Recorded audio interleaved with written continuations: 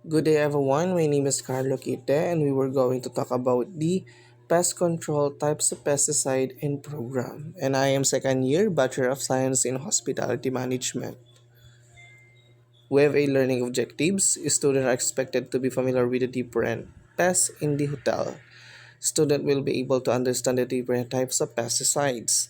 Student will be able to determine the importance of the housekeeping program. So here, what do pests do? Pests can contaminate food, spoil food by eating part of it, and also they carry diseases. For this slide, pinaka-point out niya lang o tinutukoy niya lang na kapag ang mga insekto ay nakadikit sa pagkain, pwede sila makapagdala ng sakit. So yung taong kakain nung food na yon, which is nadapuan na ng bacteria dahil sa contamination, pwede siya magkasakit. Pwede sumakit yung tiyan niya, and malalaman din natin mamaya kung ano ba yung mga sakit na pwede nila makuha when the pests have a contamination between food and insect. We have a main types of pests. We have insect, rodents, and birds, and other mammals. So, makikita nyo na lang ho dito in this slide na kung ano ba yung mga involved when we were going to talk about insects, rodents, birds, and other mammals. And now we were going to talk about the pest controls. Pest control is a program of eradicating pests. Pests are removed through pesticides. A, pest, a pesticide is called a chemical used to control or eliminate pests. Insects are probably the larger pests. Many insect transmit diseases such as malaria and typhus. Yan yung nabanggit natin kanina. Pwede siya makapagdala ng sakit na sinasabi rito na pwede siyang malaria or typhus. Some insects destroy or cause heavy damage to valuable vegetations. Manufacturers use various chemicals in making pesticides. And also, pest is an insect which affect human being, animals, and food supply, and also property. Pests can divided into three groups. O malalaman natin kung ano ba yung, saan ba siya nahati from three groups. Those bites and infects the blood which cause disease. Example, mosquito, bedbugs, flies, etc. Those that contaminated the food which pollute the foodstuff such as flies, cockroaches, spider, ants, and etc. And lastly, those destroy the property. For an example, mouse, wood beetle, carpet beetles. And we have a three pest control goals. We have a prevention, suppression, eradication. So when we're going to talk about prevention, it's also talk about keeping a pest from becoming a problem. Di ba may tinatawag nga tayong prevention better than cure. Kailangan may action ka na. Kailangan may ginagawa ka na bago pa siya maging problema. From suppression naman, reducing pest member of damage to an acceptable level. Pagka kumakalat na siya, may nangyayari ng hindi maganda, kailangan you have a action na talaga. Kailangan may suppression na. May pagpigil ka na dun sa problema na nangyayari between you, between the environment, and the pest. And lastly, eradication. When eradication, destroying an entire pest population. Yung eradication, yung pagpuksa na talaga, meron ng movements na ginagamitan na ng chemical things para mapatay lahat ng populasyon ng mga pests. Especially this is for some of the establishment na nag-offer ng services by food, 'di ba? Kasi if you have a restaurant tapos marami pang pests, wala kang ginagawang movements, ano na lang yung feedback, yung reflection ng ibang tao, yung first impression ng ibang tao sa restaurant or establishment nyo. Common pests and their control measures. We have a bedbugs. These are tiny parasitic creatures that feed on the blood of the human and other animal. So, usually talaga makikita natin doon sa ilalim ng kama natin na doon sila mas nabubuhay. And trivia lang, one of the most bed bugs country is India.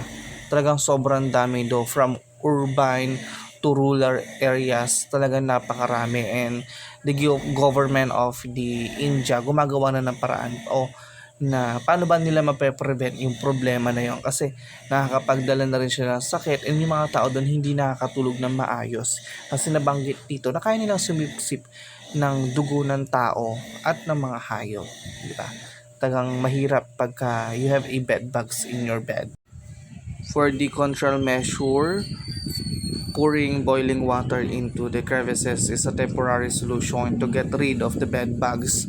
A thick application of the kerosene of emulsion is also effective against the bed bugs. For the beetle, we have a beetles or biscuit beetles. These are brown with dense layer of the yellow hair on their body. The pests that attack cereal products and have even been known to infest poisonous substances such as the strychnine. So here, eto naman, tong biscuit beetles na to, yung mga maliliit din na makikita mo rin also from our rice, no? Yung mga nabibili natin na bigas, meron siyang maliliit na parang, anong tawag dun? Basta maliliit lang na insekto na doon sila tumitira o kinakain nila yon, then yung bigas magiging pangit yung quality niya pag meron yun, para magkakadurog-durog yung parang some of the rice talaga nagbubutas-butas din pag dinuto mo siya, hindi siya maganda. Kaya isa rin to sa mga peste na inaayawan natin pagdating sa mga pagkain. Sabi din sa cereals din daw, makikita rin daw to. And also we have a carpet beetles. These are the beetles that will attack for carpets and all kinds of wooden textiles. This one naman po, mostly makikita natin to sa mga carpet natin, sa mga sofa na kung saan nandun yung mga insekto. Mostly kasi ito pagka kumakain tayo ng mga pagkain na pag-iiwanan, minsan doon sila mas nagpaparami, doon nagsisimula yung carpet beetles, o kaya nakukuha sa labas, tapos doon na naninirahan, and magiging peste na siya. For control measures, frequent vacuum cleaning of the fluff and dust is essential for control of these pests.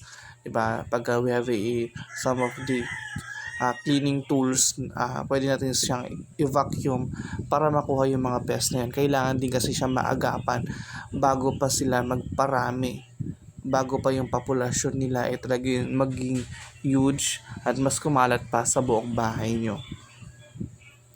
Furniture beetles. This beetle make its home in crevices and cracks of furniture made of unpolished wood. Ito naman to, makikita lang naman natin to sa mga lamesa, upuan na kung saan sila yung nagngangat-ngat nung mga kahoy, nabubutas-butasin nila. Kahit sobrang liliit na mga to, sobrang tiny nila, pero when they trying to attack na, they took everything para sirain talaga. They try to destroy everything para mabutas yung mga wood na yon. Tapos yung woods, mawawala na yung concrete niya, masisira na kagad siya, hindi na mapapakinabangan, lalo na to sa mga bahay natin. So we have here cockroaches. These are the several pieces of the nocturnal insect that spend most of the day hiding in the cracks around drains or the other dark secluded crevices.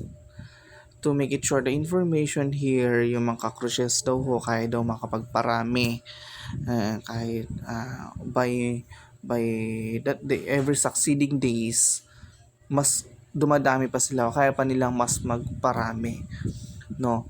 And when we say cockroaches, they are also nocturnal. Sinabing nocturnal, mga sa gabi lang din sila, kasi kahit hindi nga gabi, kahit umaga nga pakalat-kalat sila, pero mas active when they are very active pag madilim yung lugar na iniikutan nila. At paano ba natin sila makokontrol? So, to make it short, the information and additional about the information, pwede ko tayong gumamit ng mga chemical things like yung mga pang-spray, di ba? And also, for prevention, kailangan dapat laging malinis yung area natin or yung also the environment or the workplace. Katulad kapag isa kayong restaurant, kailangan dapat hindi laging wet yung yung floor, kailangan dapat yung kusina ninyo or yung kitchen is very clear, malinis. Hindi siya messy kasi once na maging messy yon, doon sila mas nagpaparami, mas doon dumadami yung mga ipis or yung cockroaches. And also here we have a fleas. These are the common nuisance. Even a vacant house can have a fleas problem. Malilit lang to na insekto na sobrang malaking problema to some of the houses. Kasi pagka dumikit to sa balat mo, sobrang kate. Talagang mangangati ka at masakit din. Nagiging irritation na siya habang tumatagal. For the control measures, na kailangan mahanap yung pinaka source kung saan ba sila nanggagaling, saan ba sila mas nagpaparami para mapuksa mo yung lahat, yung entire population of the fleas. And we have moths. This insect naman to, makikita naman natin to sa mga pader na mostly nakadikit sila. Nakala natin magandang insekto to pero hindi natin alam yung may bad side effect din to kasi pagka nahawakan mo rin sila, makati rin yung parang powdered dun sa likod nila kapag nahawakan mo sila. And pag meron tayong months na ganito, we have a cloth months din naman. Yung cloth months naman, nakadikit siya doon sa some of your clothes, mga damit, na kung saan hindi lang siya nakadikit, kundi sinisira niya rin yung mga damit na nadidikitan niya. Kasi I also experience here, pag nilagay ako sa cabinet, pag akala ko ipis lang siya, pero hindi pala. Isa siyang insekto na kayang sumira ng mga damit. For control measures, ganun lang din to make it sure the information, kailangan dapat maayos mo yung lugar na yon, kailangan malinis mo yung lugar na yon, mag-inspection ka, kailangan dapat ma-kill mo for the all entire population ng mga moths. We have ants. These ants insect generally invade in the large number when they come in the search of food, especially sweet substances. Yung mga ants naman po, usually di ba hindi na natin ito pinapansin, pero isa rin po silang malaking problema when we were going to talk about for food. Kasi pagka yung isang langgam napuntahan niya lang yung food na yun, para na siya tatawagin niya yung buong population niya, then uubusin nila, kukunin nila, so magiging problema na siya, lalo na sa mga food or mga naitabing candy lang. For example, nalagay mo dun sa may sopa yung candy na pinakainan mo na langgam. Siyempre, hindi naman maganda na may langgam yung sofa ninyo. Kasi insekto naman siya na hindi lang basta insekto, kasi nakakaperwisyo rin. For some control measures, so you need to use chemical things. They can be destroyed by placing tablespoon of the carbon disulfide at the entrance. Sa umpisa pa lang, lagyan mo na lang nito. Pag nalagyan na sila, nalagyan na yung lugar na yon, yung sa entrance daw, hindi na sila makakapasok. Flies. To make it short, the information about these flies, yung flies po ay isang huge problem of some of the establishment and also some of the country din. Kasi nakakapagdala sila ng mga diseases dahil kung saan nga sila nakakapunta, nakakadapo, kahit nga patay ng mga hayop, everything, pagdadapuan nila, pwede siya makapagdala ng diseases kasi may germs nga yun na nabitbit yung mga flies or yung mga langaw. for control measures. So here, to make it short again, the information, kailangan dapat may prevention ka ng ginagawa. Kailangan na yearly may naayos ka, kasi also nagmumula lang din, also we were going to talk about na kung saan ba yung pinaka-foundation niya, o kung saan ba nagmumula yung mga langaw, o paano ba sila nabubuhay, paano ba sila kapagparami. Siyempre dun sa mga maruruming bagay katulad ng basurahan, tulad ng surroundings na di maayos, and also the kitchens.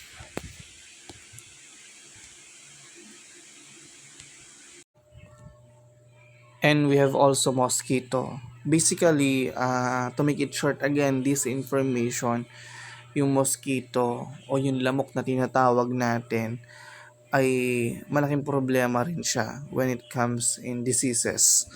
Diba? Sabi nga rito, yung sakit na pwede niyang madala is malaria and yellow fever. Talaga namang this year, very timely and relevant na may some cases na mas mataas ang kaso ng malaria and also the yellow fever sa bansa natin, gawa siguro gawa nga daw ho ng mga lamok or the mosquitoes. So paano ba natin siya makokontrol? So to make it sure the information here, kailangan dapat all our drainage o yung kanal natin laging malinis. Wala dapat tinitiran o pag-iitlogan yung mga lamok para nang sa ganoon hindi sila makagawa ng mas malaking problema para sa mga tao. And we have also mice and rats. Mice and rats very dangerous din po sila kasi may dala-dala sila na diseases or germs na maaari maapektuhan yung mga tao. If the establishment is hindi malinis, yung mga rats kaya nila makapagparami doon dahil sa environment na hindi maganda. Marami silang pwedeng kainin ng mga sirang pagkain, maganda yung location na pwede nilang tirahan, makapagparami sila, and also the population of the rats and mice pagka dumami na, magiging isa na siyang huge problem sa isang establishment. So, paano ba yung control measures natin na gagawin dito? To make it short, this information, kailangan dapat natin din siya maagapan ng husto. Pwede tayong gumamit ng mga chemical things, meron ng mga tools naman, alam niyo yung panghuli ng daga, yung parang magpapain ka ng pagkain doon, pwede sila mahuli doon. Yung iba naman gumagamit ng something na yung papel na may pandikit doon sa ibabaw. Pag naidikit sila doon, makukuha sila. Then, gumagawa na ng mga paraan yung some of the establishment kung paano ba nila magagawan ng solusyon yung problema na yon. Pwede naman po na general cleaning ang gawin natin. Kasi pag may general cleaning tayong ginawa doon, talagang totally most of the rats hindi natitira doon kasi nakikita nilang malinis yung lugar. Wala silang they are not capable to stay there. Fungi is a big problem din. Usually makikita naman natin to sa mga pagkain na naiiwan natin, just like for example sa rice, pag napanis siya ng 3 to 4 days, dun na lumalabas ang fungi. And we have also wet root.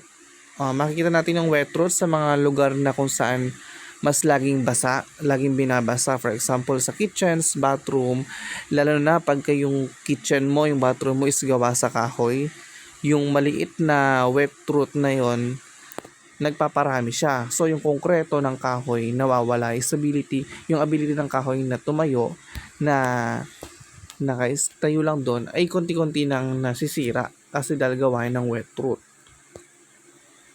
This is the wet root. Lalo na pag nabababad siya sa tubig, laging babad sa tubig, laging nabubuhusan ng tubig, talagang unti-unti masisira yung kahoy. For control measures, kailangan lang din natin na i-consider na if ever na may leak na nakikita tayo doon sa part ng house natin, kailangan natin maagapan siya kagad para nang sa ganoon yung stability of your house is nandun pa rin, konkreto pa rin siya, malinis pa rin siya, para no problem for the your house. Effective pest control programs include exclusion of pests, removing food sources by good practices, and also controlling pests with appropriate methods. And lastly, specific procedures or the records.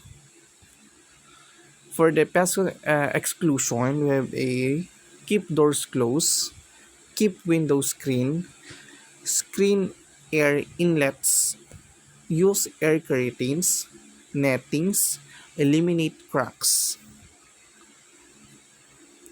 And for the good housekeeping, we are five. The first one is garbage and spoiled product, clean up. Raw product, bring in hitchhikers. And for the third, garbage container, clean and close.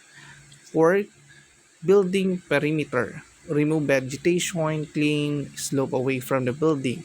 And lastly, process equipment, clean daily after use, clean daily after use, clean under, take apart, vacuum electrical.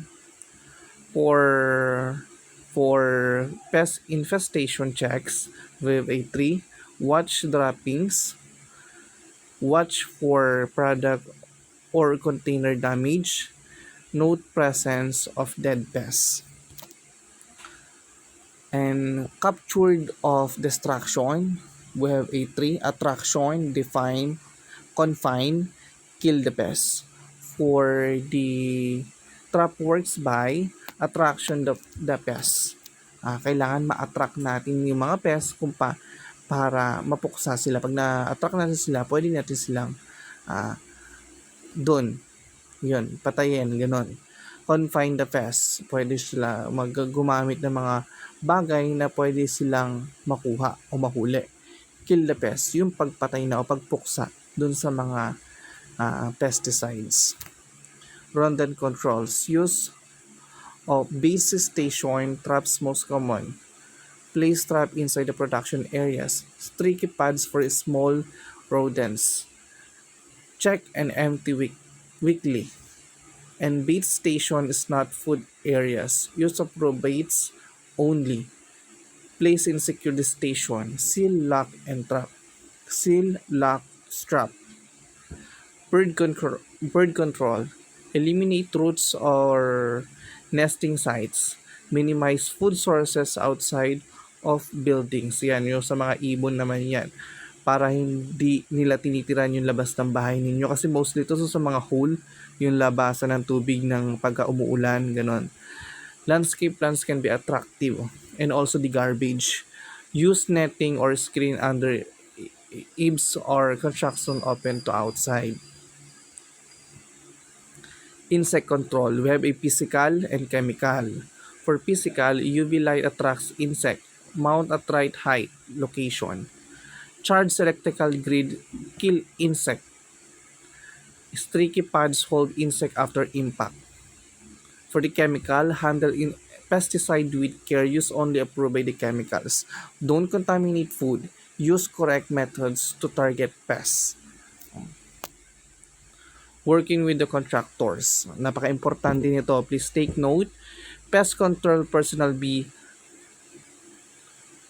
must be knowledgeable, train and license. Kasi yung mga baka yung mga ginagamit nyo mali pala, hindi pala compatible para dun sa pagpatay ng mga insekto. Pwede sa inyo ang may mangyaring hindi maganda. Draw up a plan for a trap. Kailangan dapat may plano muna, may outline muna bago gumawa ng movements. Specify reporting to be done. Hold contractor accountable by verification.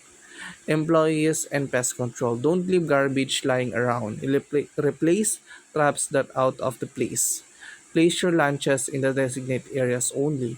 Let your supervisor know if you see evidence of pests. And that's it. Thank you.